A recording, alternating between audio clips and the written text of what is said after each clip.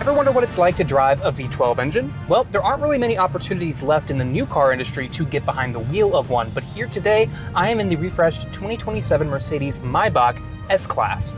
Specifically the 680 variant, and that of course means you get this V12 engine. You cannot get this on the new GLS 680 from Maybach. The only way to get it is right here in this big four-door sedan. And on your screen you will see the specs for this particular engine, and you'll notice it has over 600 horsepower, just like the refreshed GLS 680, which has a twin-turbo V8. Now, versus a twin-turbo V8 from Mercedes-Benz, the V12 here has a very different persona. Because this is a Maybach, Mercedes expects you to probably be driven around in this car in the back seat with the massage going, with your champagne flutes and all the extra comforts you have going on back there. But from the driver's position, the noticeable difference between this and those V8s is the fact that the throttle response is much duller. You would think because we have 12 cylinders, this thing would just immediately respond and just rocket away from a stop. And yes, it has the power to do that, but they've tuned it in a way that makes it soft, makes it relaxing, makes it more joyful to be a passenger in.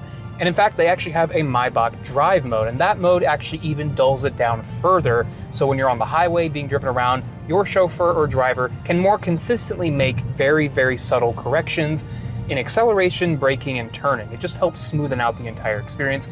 And on the highway here in Los Angeles, I noticed that definitely is a thing. But you do have to prepare a little bit more ahead for accelerating away from slow-moving traffic. You also do have to prepare a little bit more when it comes to braking. The brake pedal feel is very much like stepping on a soft pillow. There's a lot of give there, but it is very smooth and very calculated. But you do have to start pressing before you normally would expect you need to, because of course they want to make sure you can bring this car to a steady stop. And it's very good at doing just that.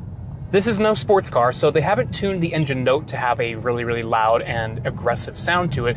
This is a Maybach, so it's super, super quiet in here, and you cannot even hear that engine up in that bay. This is a gigantic engine, and you can barely tell it's even there.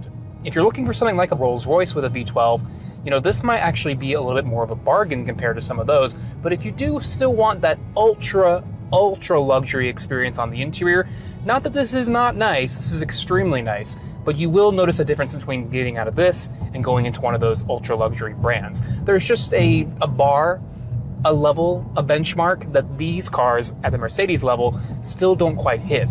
But again, the value is pretty strong because you get everything standard in this car. There are really no major options.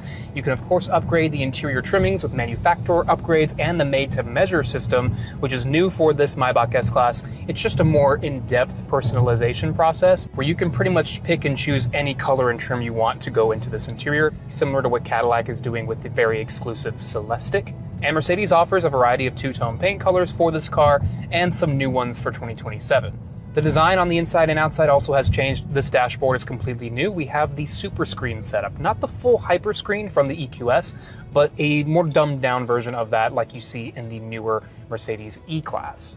And it is very nice to look at. I've actually gotten very used to this system in all the other cars it comes in, and once you have lived with the car for a while, you will get used to how to interact with it because there really are no physical buttons for major functions. There are still physical air vents though, which is really nice. I don't have to figure out how to move the airflow with a touchscreen based system. I do appreciate that Mercedes has stuck to the traditional way, but overall, yeah, for a very high-tech interior, it's actually quite livable. The outside does get some upgrades as well, with a new grille treatment up front and a couple of new accents, different colors like I've already said, and updates to the wheel designs. But I love the champagne flute style wheels we have on this particular model. I think they look super classy. Obviously, depending on the car you're in, the V12 experience is going to be a little bit different. For a supercar with performance and sporty intentions, obviously a V12 is going to be louder and you're going to feel it more in the seat and in the cabin. But it's the polar opposite here for a Maybach, where you don't want any of those sensations. You want something that doesn't even feel like it's actually there. And Mercedes has definitely pulled that off.